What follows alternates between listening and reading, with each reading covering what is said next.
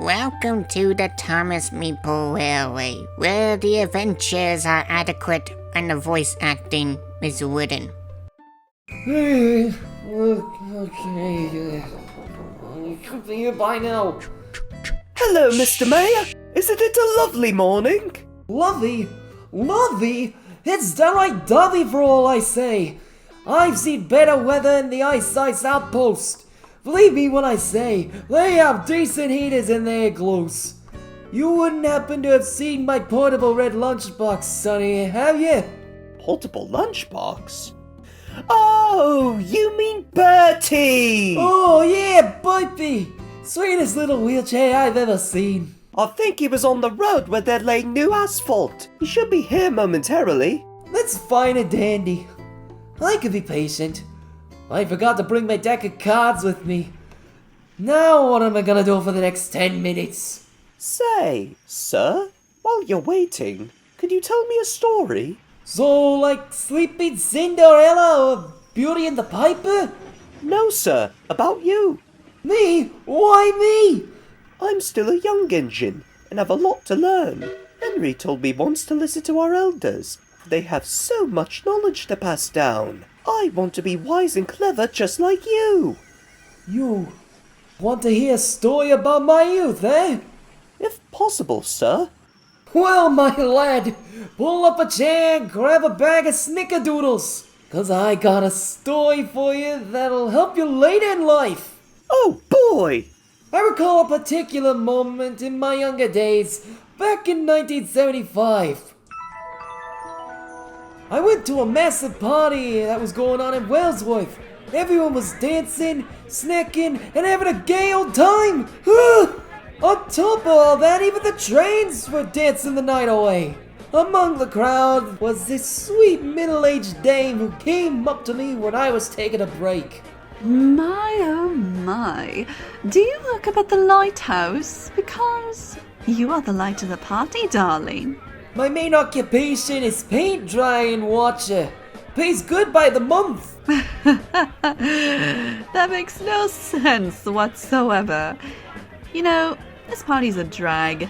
Why don't we go to the back so we can have a special party for ourselves, Lady, you don't know what time it's getting. It's way past your curfew. I'm 42. And you got a testimony, little lady. Get back home or I will call your grandparents. Willikers! Times sure were different back then. No questions after monologue, please. It messes with my mojo. While I was evangelizing for extra brownie points, suddenly the fuzz came to interrogate me. Hello. Date Jerry Lewis. You're under arrest for theft and jaywalking. It took a long time to find your location, but I caught you red-handed. Now listen here, boy. You got the wrong guy. I didn't steal a thing. Then you had to explain that gold statue behind you. Oh, you mean that statue? I was wondering who kept bumping me when I was doing the hustle. Look, I'm willing to drop all charges that you committed. Just return the statue to the Norby family, and we can all go out for steak and shakes. I ain't budging an inch until you meet my rubber bands. You mean demands? Oh yes, those two. Fair enough. So, what are your demands? I want you to cover the sun. What? You heard me, old timer. That darn sun has been creeping me out for far too long. I'm sick of seeing its wrinkly, big-eyed face. The sun is a hot plasma star. It doesn't have a face. Even if it does, how ugly would it possibly look like? Look up and see for yourself, Sonny. Keep on grooving, my friends. This party sure is radiating so much positive vibes. Oh, sweet mother of Wilbert's orgy. Oh, okay. You win. Excelsior! And thus, we negotiated with the local island government to help develop the techno mumbo jumbo in order to cover up the sun from the sky. Luckily, we had everything set in stone within the span of 4 hours. We built a flying machine that could handle the sun's heat. No, not like that. No, this is a completely different thing. Go on, Shoo. Come back when we do another episode centered around Percy. No one knows what it's like to be hated. So, I really don't want to do this. What if I get sunburned? I wouldn't worry too much. You're doing this for the sake of every woman, man, and goldfish across the globe. From my perspective, it was only you and that police officer who even wanted to cover the sun up. Everyone else seems to be up in arms. Listen here, you. Ever since I saw the sun open its mouth, I've had nothing but nightmares. You get your stubby little butt on that plane and hover that sun up. Okie dokie! Hey man, what sort of plane is that coming up here? Looks nothing like a DC-3 plane to me. Oh man, this is not looking good. Oh dang! So, what are we going to do with all these solar panels? I don't know, dominoes? After the sun was covered up in the blanket, everything was peaceful and quiet. There were sounds of celebration and joy across the globe. And on a similar note, winter came earlier to Soda this year. In July! Iceberg, dead ahead! Hey! The weather for Sunday. I disagree. Who ever thought to bring snow this early must be asinine. Friend Owl, I haven't seen you since my bicycle accident. That rock really hit me head on the head. How have you been? I came up north to visit my cousins and relatives, but I can't see a cotton-picking thing. It's as if the sun just disappeared. Well, the sun didn't disappear. Oh, good. It's been covered up by a giant blanket. The sun's covered up? Woo-hoo! Thought that would be a good idea. It was you, wasn't it? Innocent until proven guilty. My dear friend, why did you want the sun to be covered in the first place? Have you even looked at the thing? He's a creepy looking bloke. While I can agree that the sun has a unique face, I heard that. covering his face up doesn't prove or help anything. Thinking about how many people love the sun, the glorious sunny feeling people get, it shines across the land, bringing people happiness and joy by just being itself. Finally! Huh? You're all sad. Never mind. Maybe I've been a bit judgmental. The sun never did anything wrong. It just wants to share its love, even with its questionable looking face. Okay, you talked me into it. I'll uncover him. That's a good lad, because if you don't give a hoot, who will? I probably will.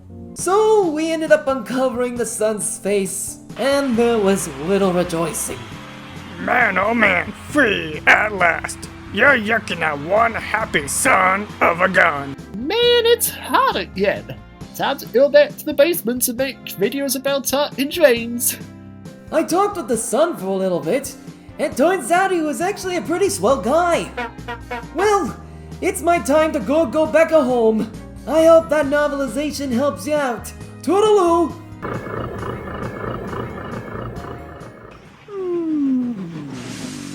Hey, Ryan, what are you up to? Just pondering what the mayor was telling me. Lewis?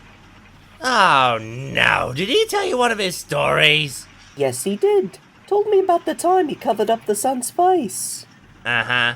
It was a really nice story, and it taught me a valuable lesson.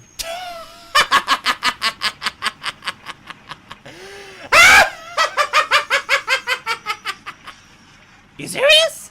There are many different people and engines around the world. Some big, small, some white, some black or yellow, some who have perfect performance and some who are misfigured. But no matter how they look, it's about who they are inside that counts. Don't judge someone by their outward appearance, for inside, They might have a heart of gold.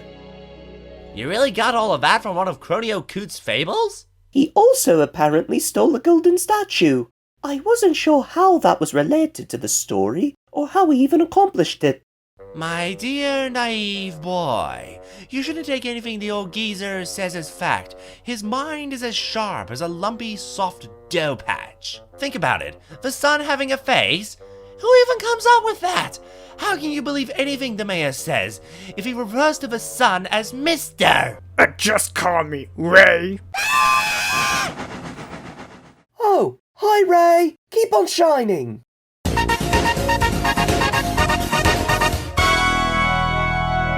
Hello, my fellow companions. For today's bickering report, we must address the looming star in the sky. If you recall from episode 8, the son who attacked poor James looked like this. Pixely. Frustrated. Not a nice fellow to say the least. That being said, the son who appears in this episode looks and acts nothing like how it was beforehand. So that begs the question, why does the son appear differently in this episode?